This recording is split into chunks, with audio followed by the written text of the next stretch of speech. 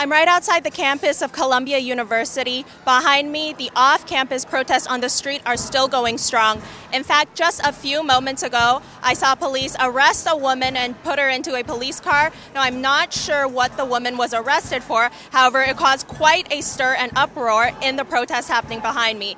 There are police lining the streets and police cars lining the streets as well. Unfortunately, press is not allowed onto the Columbia grounds. There's very strict security at all entrance and exit points, and only students and faculty with Columbia IDs are able to get on campus right now. But from what we can see, the encampment on campus is also still going strong.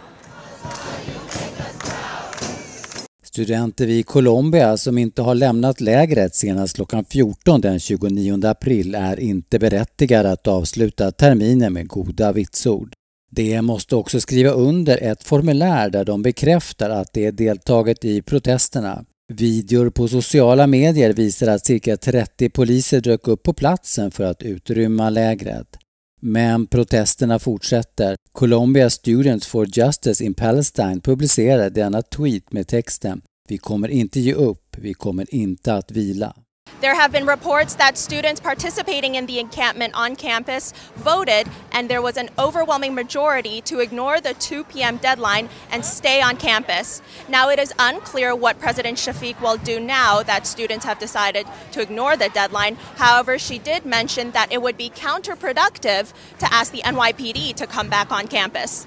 I had a chance to speak with a few individuals who are part of the New York City and Columbia communities, with some expressing their sentiments on the ongoing protests and others mentioning that some students are afraid to speak up for fear of repercussions. I actually have many Palestinian friends who live in Palestine and Jerusalem and Tel Aviv, and everything on campus now is not helping them at all because they have a big problem with their government, and the actions of their government has led to the current catastrophe, and everyone on campus, whether directly or indirectly, is supporting the terrorists who did on October 7th what they did. I think there's a mixture of feelings, and I think a lot of students kind of find themselves in the middle of everything, so I think it's challenging because you have students whose parents have given like an arm and a leg for them to be here, who have worked so hard for 4 years.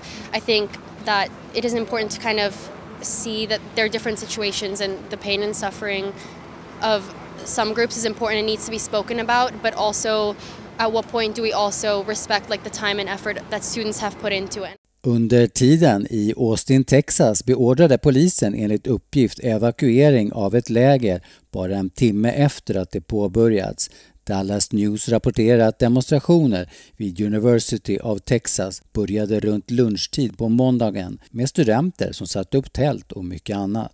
De flesta poliser dök enligt uppgift upp bara en timme senare och beordrade studenterna att lämna platsen. Det är oklart hur många demonstranter som frihetsberövades. Och protesterna fortsätter också i andra delar av landet. Vid University of California, Los Angeles drabbade pro-palestinska och pro-israeliska demonstranter samman igår. Enligt UCLAs administratörer deltog åtminstone några personer utanför universitetet i demonstrationerna.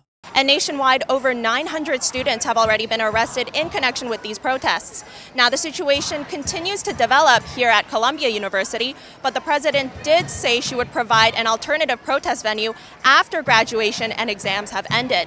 The protesting students continue to ask the university to divest from Israel. Fiona Ji, NTD News.